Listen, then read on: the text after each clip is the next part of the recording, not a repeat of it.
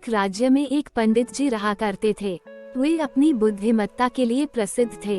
उनकी बुद्धिमत्ता के चर्चे दूर दूर तक हुआ करते थे। एक दिन उस राज्य के राजा ने पंडित जी को अपने दरबार में आमंत्रित किया। पंडित जी दरबार में पहुँचे। राजा ने उनसे कई विषयों पर गहन चर्चा की।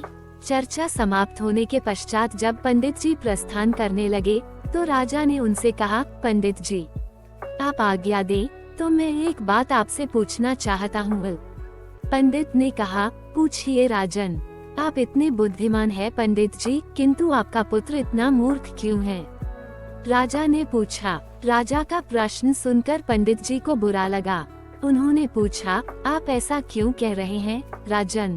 पंडित जी, आपके पुत्र को ये नहीं पता कि सोने और चांदी में अधिक मूल्यवान क्या है। राजा बोला। ये सुनकर सारे दरबारी हंसने लगे। सबको यूं हंसता देख पंडित जी ने स्वयं को बहुत अपमानित महसूस किया, किंतु वे बिना कुछ कहे अपने घर लौट आए। घर पहुंचने पर उनका पुत्र उनके लिए जल लेकर आया और बोला, पिताश्री, जल ग्रहण करें। उस समय भी सारे दरबारियों की हंसी पंडित जी के दिमाग में गूंज रही थी। वे अत्यंत क्रोध में थे। उन्होंने जल लेने से मना कर दिया और बोले, पुत्र, जल तो मैं तब ग्रहण करूंगा जब तुम मेरे इस प्रश्न का उत्तर दोगे। पूछिए पिताश्री। पुत्र बोला, ये बताओ कि सोने और चांदी में अधिक मूल्यवान क्या है? पंडित जी ने पूछा, सोना अधिक मूल्यवान है। पुत्र के तपाक से उत्तर दिया। पुत्र का उत्तर सुनने के बाद पंडित जी ने पूछा, तुमने इस प्रश्न का सही उत्तर दिया है। फिर राजा तुम्हें मूर्ख क्यों कहते हैं? वे कहते हैं कि तुम्हें सोने और चांदी के मूल्य का ज्ञान नहीं है। पंडित जी की बात सुनकर पुत्र सारा माजरा समझ गया। वो उन्हें बताने लगा, पिताश्री, मैं प्रतिदिन सुबह जिस रास्ते से विद्यालय जाता हूँ, उस रास्ते के किनारे राजा अपना दरबार लगाते हैं। वहाँ ज्ञानी और बुद्धिमान लोग बैठकर विभिन्न विषयों पर चर्चा करते हैं। मुझे वहाँ से जाता हुआ देख राजा अक्सर मुझे बुलाते हैं और अपने एक हाथ में सोने और एक हाथ में चांदी का सिक्का रखकर कहते हैं कि इन दोनों में से तुम्हें जो मूल्यवान लगे वो उठा लो। मैं रोज चांदी का सिक्का उठाता हूँ। ये देख वे लोग मेरा परिहास करते हैं और मुझ पर हंसते हैं। मैं चुपचाप वहाँ से चला जाता हूँ।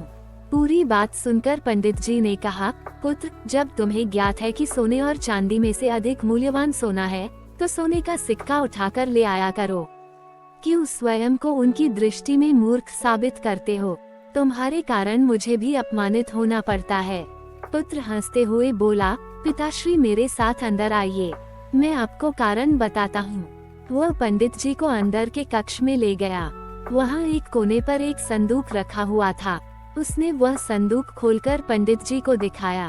पंडित जी आश्चर्यचकित रह गए। उस संदूक में चांदी के सिक्के भरे हुए थे। पंडित जी ने पूछा, पुत्र, ये सब कहाँ से आया?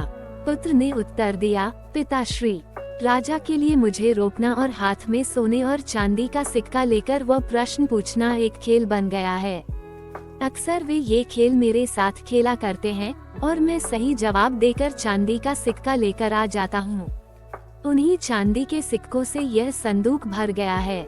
जिस दिन मैंने सोने का सिक्का उठा लिया, उस दिन ये खेल बंद हो जाएगा।